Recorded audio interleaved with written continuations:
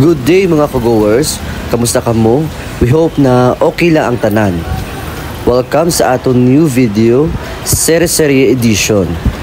This time going kita pa southern part sang Negros Occidental.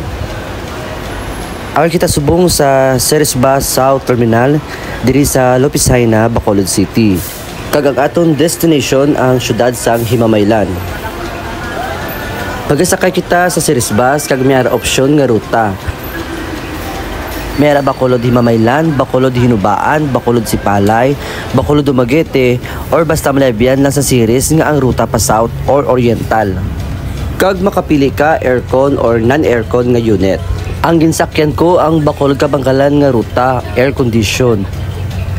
Ang pamasahe gali sa regular, kag may discount pa sa mga senior citizen, PWD kag mga students. Mga 2 hours ang biyahe pa Himamaylan, so pwede pa ikaw makasleep sa makadali.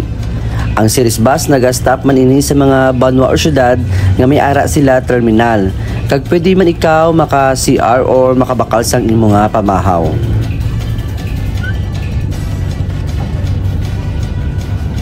Kag ari na kita sa syudad sang Himamaylan, isa man sa mauswag nga syudad diri sa southern part sang Negros Occidental.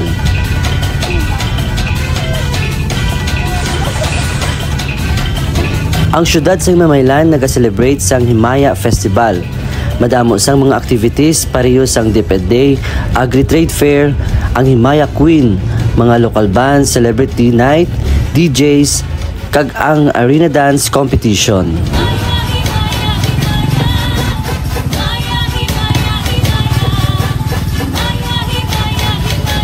See you here sa Himamaylan City.